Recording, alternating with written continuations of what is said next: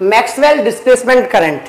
अब देखो Maxwell displacement current क्या होता है, इससे पहले हम समझेंगे कि मैक्सवेल को डिस्प्लेसमेंट करंट की जरूरत क्यों फील हुई, यानी कि डिस्प्लेसमेंट करंट की जरूरत ही क्यों आई, और क्या ये डिस्प्लेसमेंट करंट जो हम अब तक करंट पढ़ते हुए आए हैं उस जैसा है या उससे अलग है।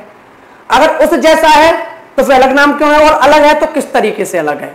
ये सारी बातें हम अपनी आज इस वीडियो में अच्छे से करेंगे। तो सबसे पहले मेरी बात ध्यान से समझना कि डिस्प्लेसमेंट करंट से पहले पढ़नी होगी inconsistency of ampere circular law, यानी एम्पियर सर्कुलर लॉ की इनकंसिस्टेंसी, यानी कि एम्पियर सर्कुलर लॉ हर जगह पर नहीं लग पा रहा, यानी वो इनकंसिस्टेंस है, मतलब कंसिस्टेंस नहीं है। अब ये वाली बात किसने बोली, ये बात बोली थी मैक्सवेल ने। मैंने पहले बताया था कि मैक्सवेल ने ही इसकी शुरुआत की थी कि भाई इलेक्ट्रोमैग्नेटिक वेव्स को कह सकते हो कि इलेक्ट्रोमैग्नेटिक वेव्स को नजर में लाना या ध्यान में लाने की जो शुरुआत की गई थी वो किसके द्वारा की थी, मैक्सवेल के द्वारा की गई थी।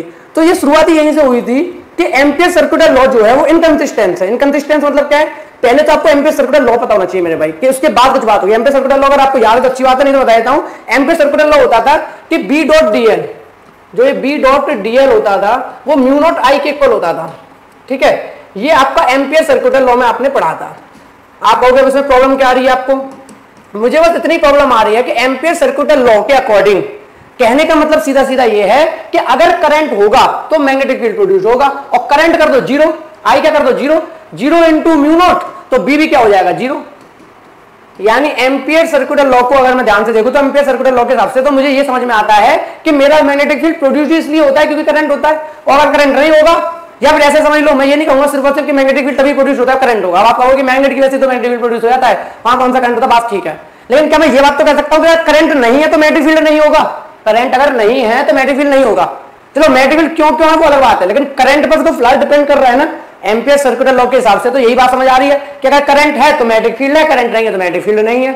अब आप कहोगे कि भाई ये वाली प्रॉब्लम कहां आ रही है, कहां करंट नहीं है, तो अब ध्यान से सेटअप को समझना और वहां पर आपको समझ आएगा कि एम्पियर सर्कुलर लॉ को इनकंसिस्टेंस क्यों बोला जाता है, इनकंसिस्टेंट क्यों बोला जा रहा है। क्लियर है, तो थोड़ा सा आपको फील आएगा कि पहले आपको समझा दिया ना मैंने कि भाई एम्पियर सर्कुलर लॉ को इनकंसिस्टेंट पढ़ना पहले हमारे लिए क्यों जरूरी हो रहा है। इसलिए जरूरी हो रहा है क्योंकि यहीं से हमारा डिस्प्लेसमेंट करंट निकल के आने वाला है। अब कैसे निकल के आने वाला है वो आपको भी समझ आएगा। तो inconsistency of ampere circular law, यानी कि एम्पियर सर्कुलर लॉ हर जगह पर अप्लाई नहीं होता, या फिर कह सकते हो गलत है, इसको कोई लॉजिकल करेक्ट नहीं है, यानी कुछ सिचुएशंस ऐसी आएंगी जहां पर ये करेक्ट नहीं होगा। तो देखते हैं कौन सी सिचुएशन होगी। तो यहां पहले तो एम्पियर सर्कुलर लॉ को समझने की कोशिश करेंगे होता क्या है। तो वही बताया है, according to Ampere circular law the line integral of the magnetic field B along any closed loop C is proportional to the current I passing through the closed loop।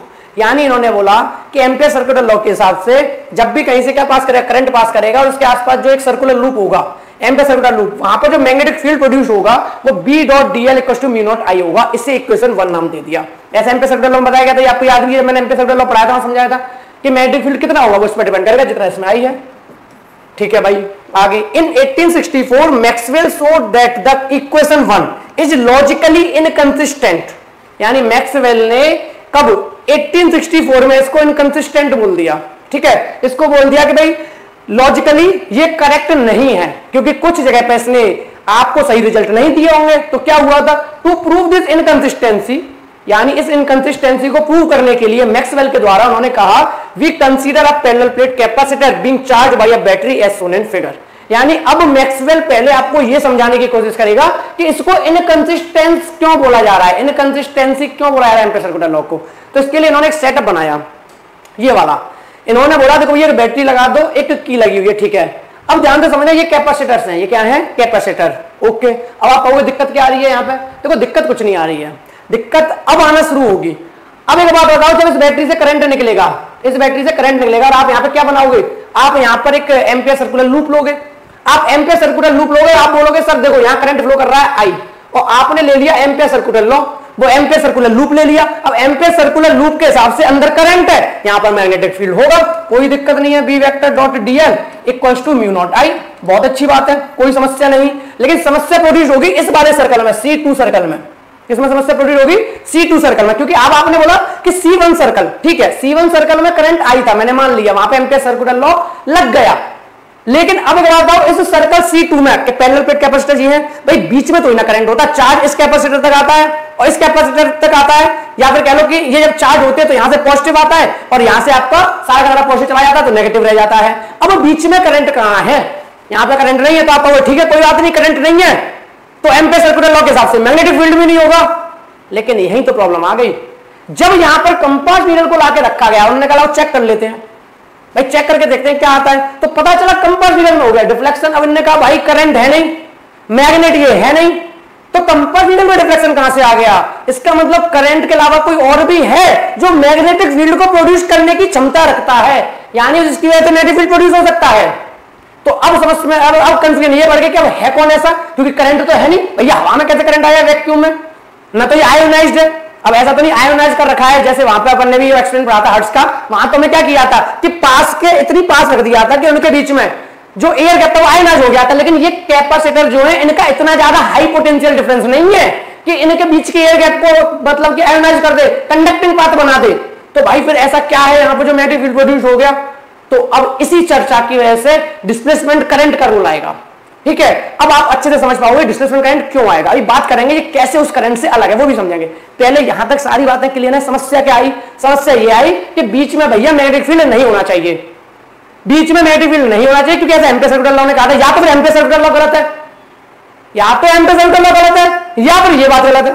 लेकिन ये तो एक्सपेरिमेंट है, ये गलत हो नहीं सकता। तो अब एम्पीयर सर्कुलर लॉ पर लग गया क्वेश्चन मार्क कि भैया ये हर जगह पर प्रूव कहां कर रहा है। आपने तो कहा था कि मैग्नेटिक फील्ड तभी होगा जब करंट होगा, लेकिन मैग्नेटिक फील्ड तो यहां पे प्रोड्यूस हो रहा है और करंट यहां पे है नहीं।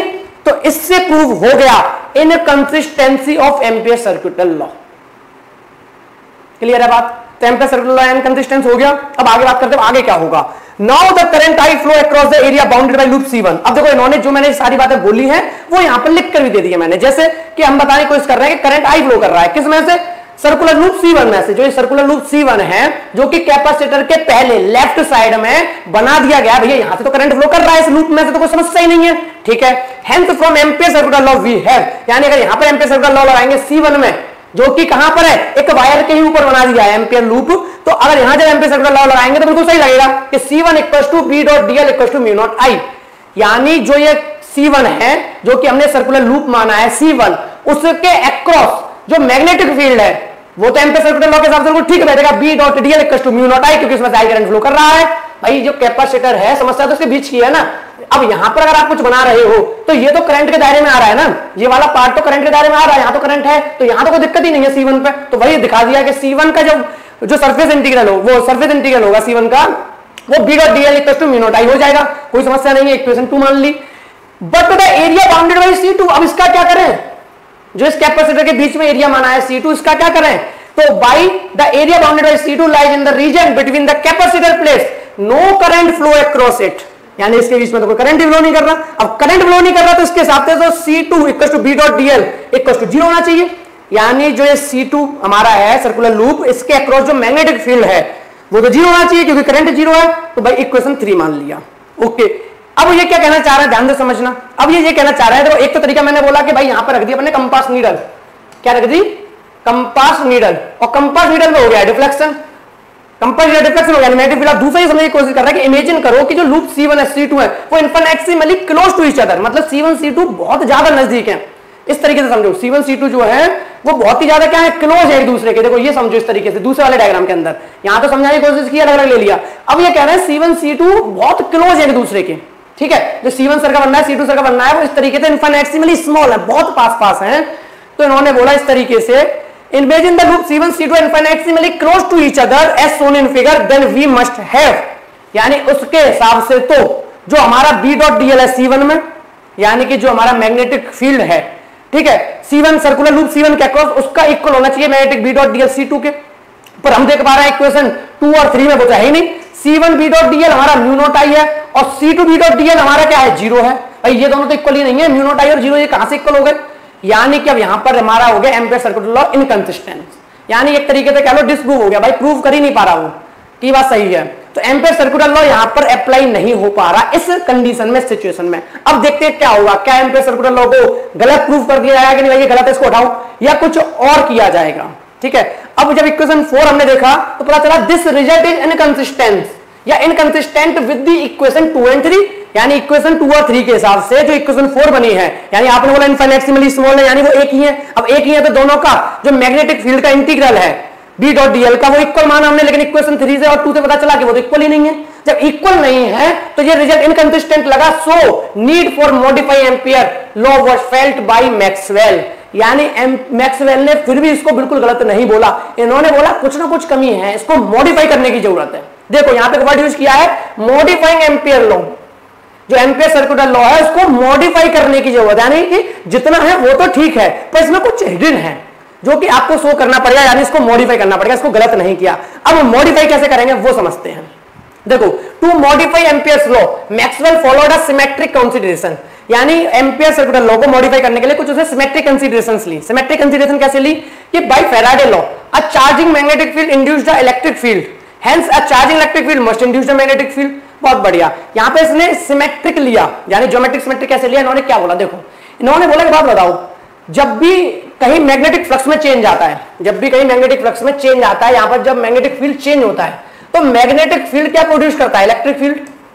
मैग्नेटिक फील्ड क्या प्रोड्यूस करता है, इलेक्ट्रिक फील्ड। कहोगे कैसे पता, क्योंकि मैग्नेटिक फील्ड क्या प्रोड्यूस करता है, changing magnetic field current induce करता था, अगर आपको याद हो तो हमने काफी एक्सपेरिमेंट में किए थे। तो जो चेंजिंग मैग्नेटिक फ्लक्स होता था वो करंट इंड्यूस करता था, अब करंट है तो वहां इलेक्ट्रिक फील्ड भी होगा। तो ये कह रहे हैं कि अगर मैग्नेटिक फील्ड इलेक्ट्रिक फील्ड को प्रोड्यूस कर सकता है तो क्या electric field magnetic field produce नहीं कर सकता, यानी इलेक्ट्रिक करंट तो भाई मैग्नेटिक फील्ड प्रोड्यूस करता है, कोई डाउट ही नहीं है।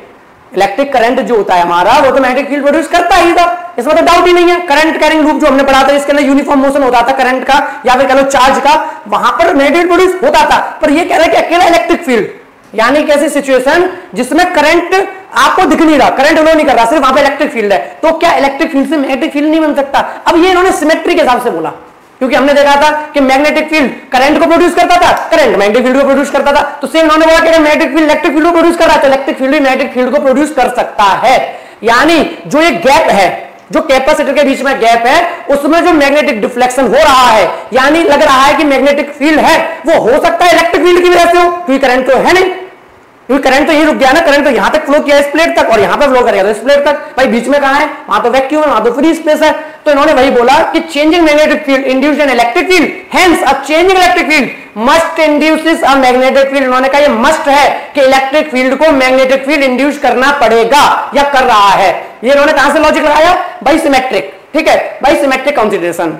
आगे, as current are the usual source of magnetic field, जो करंट होते हैं वो यूजुअल सोर्स होते हैं मैग्नेटिक फील्ड, यानी करंट होता है मैग्नेटिक फील्ड होता है। अ changing electric field must be associated with a current, यानी इन्होंने बोला कि जो इलेक्ट्रिक करंट होता है वो भी किससे एसोसिएटेड होता है, इलेक्ट्रिक फील्ड से, यानी कि इलेक्ट्रिक फील्ड भी मैग्नेटिक फील्ड को प्रोड्यूस कर सकता है। यहां तक बिल्कुल बात क्लियर है, इसको नोट करना हो नोट कर लो, साइड में हो गया, ठीक है। अब आपको दो बातें समझ आ गई यहां पे, क्या क्या दो बातें समझ आ गई। पहली बात एम्पियर सर्कुलर लॉ को इनकंसिस्टेंस बोला गया, इनकंसिस्टेंट बोला गया, यानी कि ये बोला गया कि भाई ये लॉजिकली करेक्ट नहीं है। Ampere circular law logically correct क्यों नहीं है, क्योंकि जब एम्पियर सर्कुलर लॉ को अप्लाई किया गया कंडीशन में तो पता चला भाई ये तो गलत है, तो उन्होंने कहा एम्पियर सर्कुलर लॉ को मॉडिफाई करना पड़ेगा। तो अब हमने मॉडिफिकेशन पढ़ा कि मॉडिफाई किस तरीके से करना पड़ेगा। मॉडिफिकेशन में कुछ कंक्लूजन निकल रहे हैं कि एम्पियर सर्कुलर लॉ यहां तक तो ठीक है, पर जो ये मैग्नेटिक फील्ड प्रोड्यूस हो रहा है ना उसके बारे में बात हो रही है, कहां से हो रहा है, कहां से आ रहा है।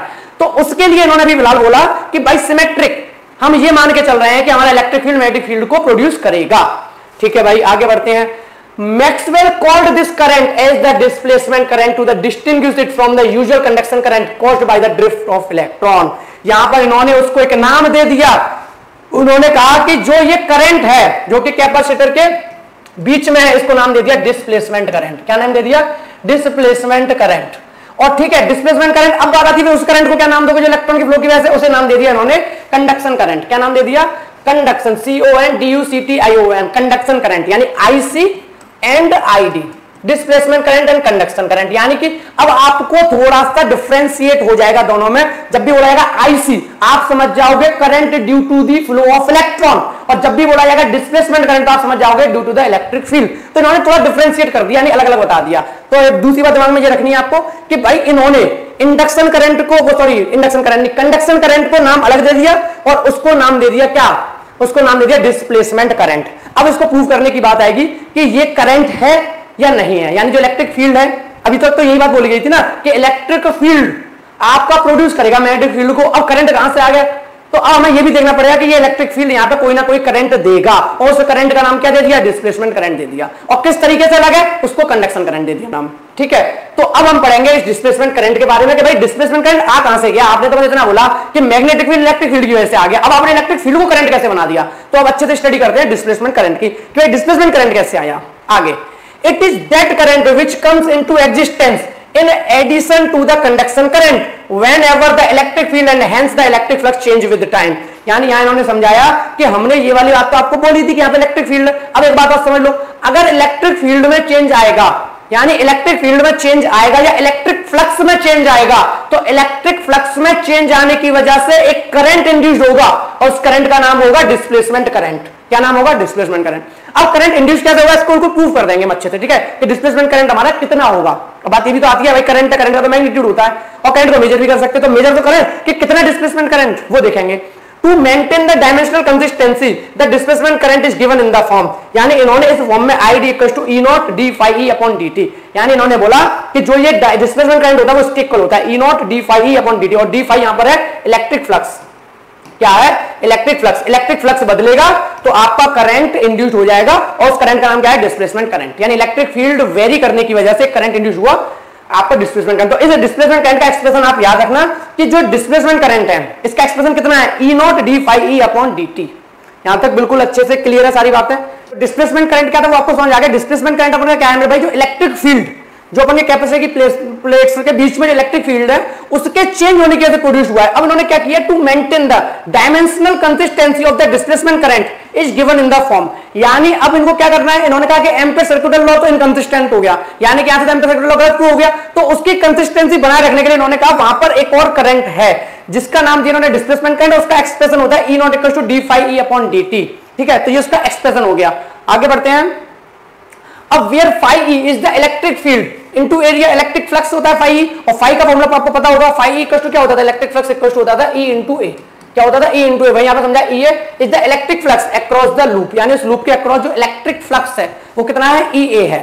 Okay, total current across the close loop, उस क्लोज लूप में टोटल करंट कितना हो जाएगा, टोटल करंट हो जाएगा आईसी प्लस आईडी, यानी कंडक्शन करंट और उसका डिस्प्लेसमेंट करंट।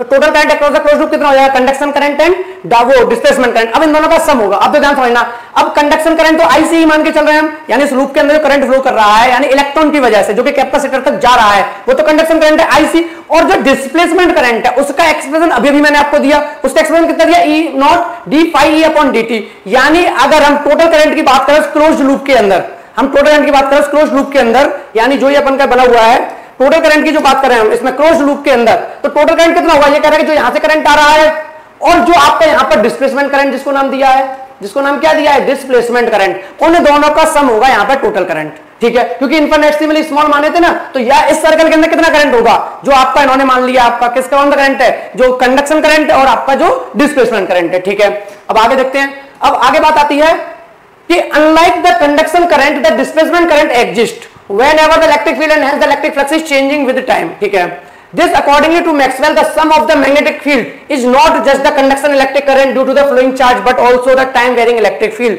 यानी यहां से मैक्सवेल ने बोला कि जो आपका मैग्नेटिक फील्ड का जो सम है, जो मैग्नेटिक फील्ड प्रोड्यूस हो रहा है वो सिर्फ और सिर्फ कंडक्शन करंट की वजह से नहीं होता, साथ ही साथ उन्होंने बोला कि जो टाइम वेरिंग क्वांटिटी है, जो आपका जो ये है कि इलेक्ट्रिक फील्ड जो चेंज होगा, टाइम वेरिंग इलेक्ट्रिक फील्ड है, यानी टाइम के साथ साथ जो इलेक्ट्रिक फील्ड चेंज हो रहा है इसकी वजह से भी मैग्नेटिक फील्ड प्रोड्यूस होगा। Hence the total current is the sum of the conduction current IC and the displacement current ID। यानी टोटल करंट होगा वो किसका होगा, सम IC प्लस ID का, जो कि इक्वल किसके होगा, IC plus E naught D phi E upon D T. यहां तक बिल्कुल क्लियर है। अब बात आती है कि अगर ये वाली बात ठीक है कि जो एम्पीयर सर्कुलर लॉ है वो इनकंसिस्टेंट नहीं है, यानी इसको मॉडिफाई कर दिया गया है, तो बात आती है consistency of modified ampere circular law, कि अब जो मॉडिफाइड एम्पीयर सर्कुलर लॉ है उसकी कंसिस्टेंसी प्रूव करो, यानी प्रूव करो कि वो बिल्कुल सही है। अब देखते हैं उसकी कंडीशन, यानी कि उसकी कंसिस्टेंसी हम कैसे प्रूव करते हैं। फॉर लूप C1, जो अपन का लूप C1 है, there is no electric flux, यानी इसमें कोई इलेक्ट्रिक फ्लक्स तो नहीं है, इलेक्ट्रिक फ्लक्स नहीं है ना यहाँ पे, जो ये C1 लूप है इसमें अपन का कोई भी इलेक्ट्रिक फ्लक्स नहीं है। यानी इस C1 की अगर मैं बात करूं तो इलेक्ट्रिक फ्लक्स क्यों नहीं है, क्योंकि बैटरी है और बैटरी स्टेडी करंट देती है और चेंज इन इलेक्ट्रिक फील्ड होगा नहीं, तो यहां पर इलेक्ट्रिक फ्लक्स नहीं है, यहां पर नो इलेक्ट्रिक फ्लक्स। ठीक है, C1 के अक्रॉस इलेक्ट्रिक फ्लक्स आपका नहीं है, तो C1 के अक्रॉस आपका इलेक्ट्रिक फ्लक्स नहीं है, तो यानी phi E zero, therefore from equation 5 we have C1 B dot DL equal to mu naught I, ठीक है। यानी ये कह रहा है कि C1 इक्वल टू क्या होगा, B dot DL magnetic field equal to mu naught I। For loop C2 आ जाओ, कंडक्शन करंट I, क्योंकि देखो ना मॉडिफाइड एम्पीयर सर्कुलर लूप में क्या होता था, मॉडिफाइड एम्पीयर सर्कुलर लूप में उसको भी ऐड किया था डिस्प्लेसमेंट करंट को, लेकिन यहां पर भी हम डिस्प्लेसमेंट करंट को ऐड नहीं करेंगे। जो अपन का सर्कुलर लूप है यानी कि C1 है, उसमें जो मैग्नेटिक फील्ड होगा म्यू नॉट I के इक्वल होगा। अब for loop C2 conduction current I equal to 0, यानी C2 जो लूप है जो कि दो कैपेसिटर के बीच में, वहां तो करंट नहीं फ्लो कर रहा कंडक्शन, तो कंडक्शन करंट 0 होगा, but ID not equal to 0, यानी डिस्प्लेसमेंट करंट हमने भी बोला है वो 0 नहीं होगा। यहां पर डिस्प्लेसमेंट करंट नहीं है, क्योंकि डिस्प्लेसमेंट करंट किस पे डिपेंड करता था, इलेक्ट्रिक फ्लक्स पे। भाई जो डिस्प्लेसमेंट करंट होता है किस पे डिपेंड करता है, फाई ई पे, और यहां पे इलेक्ट्रिक फ्लक्स ही 0 था, तो यहां पे कोई बात ही नहीं हुई डिस्प्लेसमेंट करंट की, ठीक है। तो जो C2 होगा, जो सर्कुलर लूप 2 होगा, वहां पे B dot DL equal to हो जाएगा mu naught E naught D phi E upon DT, यानी जो सर्कुलर लूप 2 यानी कि जो दो कैपेसिटर के बीच में है। तो C1 में आपका कौन सा करंट है, C1 में आपका कंडक्शन करंट है, और C2 में आपका एक तरीके से डिस्प्लेसमेंट करंट है। यहां पर कंडक्शन करंट 0 मान लिया तो उसे ऐड ही नहीं किया, प्लस 0, यानी कंडक्शन करंट 0 हो गया, ठीक है। आगे बात करते हैं, if A be the area of the capacitor plate and Q be the charge of the plate at any instant during the charging process, then the electric field in the gap will be, यानी ये कह रहे हैं कि जो electric field है, electric field का आपको फॉर्मूला याद होगा कितना होता था, E इक्वल टू होता था सिग्मा अपॉन एप्सिलॉन नॉट, याद है कि नहीं। इलेक्ट्रिक फील्ड इक्वल टू होता था सिग्मा अपॉन एप्सिलॉन नॉट, और सिग्मा को क्या लिख सकता हूं मैं, E equal to Q upon A epsilon naught. तो देखो उन्होंने क्या यही नहीं लिखा कि electric field equal to Q A epsilon naught, ठीक है। तो इलेक्ट्रिक फील्ड हमारा इतना होगा, ठीक है। तो आगे अपन A को यहां पहुंचा सकते हैं, तो E equal to Q upon epsilon naught, और E हमारा क्या होता है इलेक्ट्रिक फ्लक्स, तो फाई E इक्वल टू क्या हो गया Q अपॉन एप्सिलॉन नॉट, यानी कि जहां पर हमारा इलेक्ट्रिक फ्लक्स फाई E है वहां पर Q अपॉन एप्सिलॉन नॉट हम पुट कर सकते हैं, कोई दिक्कत। अब सर्कुलर लूप 2 जो है उसमें पुट करेंगे, क्योंकि हम क्या कर रहे हैं, हम कंसिस्टेंसी प्रूव कर रहे हैं एम्पीयर सर्कुलर लूप की, यानी हम कहना चाह रहे हैं कि जितना मैग्नेटिक फील्ड हमारा C1 सर्कुलर लूप पर है उतना ही मैग्नेटिक फील्ड हमारा C2 सर्कुलर लूप पर होगा। बस दिक्कत ये आ रही है कि वहां पर तो कंडक्शन करंट है, यहां पर डिस्प्लेसमेंट करंट है, क्लियर है। तो हम इलेक्ट्रिक फ्लक्स को Q अपॉन एप्सिलॉन नॉट लिख सकते हैं, कोई दिक्कत तो नहीं है ना, क्योंकि देखो E equal to Q upon epsilon naught ये होता था, वो मैंने समझा दिया कहां से आया। अब A को जब मैं इधर ले गया तो E मेरा बन गया phi Q upon epsilon naught, तो C2 B डॉट DL जो था हमारा सर्कुलर लूप के अक्रॉस जो मैग्नेटिक फील्ड था वो इक्वल टू क्या था, उसे हम लिख सकते हैं mu naught E naught D phi E upon DT, कोई दिक्कत, ठीक है।